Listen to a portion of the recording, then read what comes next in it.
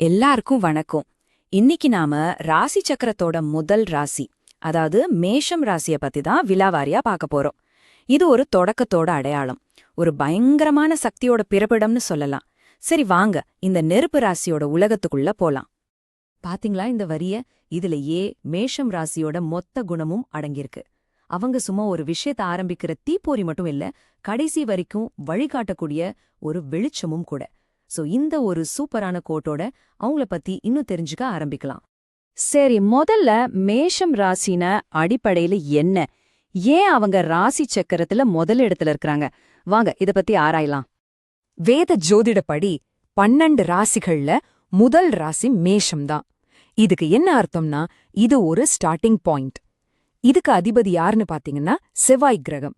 செவ்வாய்னாலே நெருப்பு, தைரியம், ஒரு போர் வீரனோட குணம், இது எல்லாம் சேர்ந்ததுதான் மேஷ ராசிக்காரங்களோட அஸ்திவாரம். இவங்கள முன்னோடிகள்னு சொல்லலாம், ஏன் போர் வீரர்கள்னு கூட சொல்லலாம். ஏன்னா இவங்க யோசிக்கிறத விட முதல்ல செயல்ல இறங்கிடுவாங்க. ஒரு பிரச்சனை வருதா, அதை எப்படி சமாளிக்கிறதுன்னு பிளான் பண்றதை விட நேரா களத்துல குதிச்சிடுவாங்க. இதுதான் அவங்களோட ஸ்பெஷாலிட்டியே. சரி, இந்த போர்க்குணம், இந்த சக்தி, இதோட பலங்கள் எல்லாம் என்ன? வாங்க மேஷராசியோட பவர்ஃபுல்லான குணங்களை இப்ப பார்க்கலாம். அவங்களோட முக்கியமான பலம் என்னன்னு கேட்டா கண்டிப்பா தைரியம்தான். எந்த பிரச்சனையா இருந்தாலும் சரி நேருக்கு நேரா சந்திப்பாங்க. கூடவே அவங்களுக்கு இயல்பாவே தலைமை பண்பு இருக்கும். ஒரு கூட்டத்தையே வழிநடத்துற திறமை அவங்களுக்கு இருக்கு. ஒரு முடிவெடுத்துட்டாங்கன்னா அதை முடிக்காம விடவே மாட்டாங்க. அந்த விடாமுயற்சியும் எப்பவும் வத்தாத எனர்ஜியும் தான் அவங்களோட மத்த பெரிய பலங்கள். இந்த வரி எவ்வளவு உண்மை யோசிச்சு பாருங்க. இவங்க தான் ஒரு விஷயத்த ஸ்டார்ட் பண்ற ஃபயர் ஸ்டார்டர்ஸ். இவங்க இல்லன்னா இந்த உலகமே ஒரு அடி முன்னாடி போகாது. நிறைய புது மாற்றங்களுக்கு இவங்க தான் காரணமா இருப்பாங்க. ஆனா இவ்ளோ பெரிய சக்திக்கு ஒரு நிழல் பக்கம் இருக்காதா? எல்லா சக்திக்கும் ஒரு மறுபக்கம் இருக்கு இல்லையா? அதத்தான் இப்ப நாம பார்க்க போறோம். அவங்களோட பலமே எப்படி சில சமயம் பலவீனமா மாறுது, வாங்க அந்த போராட்டத்தோட இன்னொரு பக்கத்தை பார்க்கலாம். இங்க பாருங்க, ஒரு காயின்க்கு 2 பக்கம் இருக்கிற மாதிரி தான் இவங்களோட குணமும். அவங்க உடனே செயல்ல இறங்குற குணம் சில சமயம் யோசிக்காம அவசரப்பட்டு செய்யற மாதிரி ஆகிடும். அவங்களோட தைரியம் சில சமயம் கோவமா மாறிடும். தன்னம்பிக்கை நல்லதுதான், ஆனா அதுவே சில நேரத்துல ஈகோவா, அதாவது தற்பெருமையா வெளியே வரும். இதுல ரொம்ப ரொம்ப முக்கியமான ஒரு விஷயம் என்னன்னா, அவங்களோட பெரிய எதிரியே அவங்க கோபம்தான். ஒரு பெரிய வெற்றி கிடைச்சாலும் சரி, அதை தக்க வச்சுக்க முடியாம போறதுக்கு காரணமே அவங்க கோபமா தான் இருக்கும். இதுதான் உங்க வாழ்க்கையோட பெரிய சேலஞ்ச்.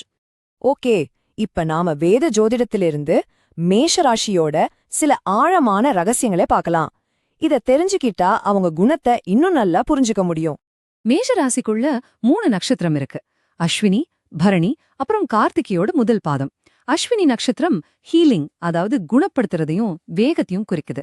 பரணி நட்சத்திரத்தோட அதிபதி யமன், சோ அது ஒழுக்கத்தையும் ஒரு மாற்றத்தையும் கொடுக்குது. கார்த்திகை நட்சத்திரத்தோட அதிபதி அக்னி, அது நெருப்பையும் தலைமை பண்பையும் கொடுக்குது. இந்த 3ம் சேர்ந்த ஒரு கலவைதான் மேஷராசி. சரி, இவ்ளோ பவர்ஃபுல்லான குணங்கள்லாம் இருக்கு. அப்போ மேஷ ராசிக்காரங்க இந்த காலத்துல தங்களோட சக்தியை எப்படி பேலன்ஸ் பண்ணி யூஸ் பண்ணலாம், வாங்க அதை பார்க்கலாம்.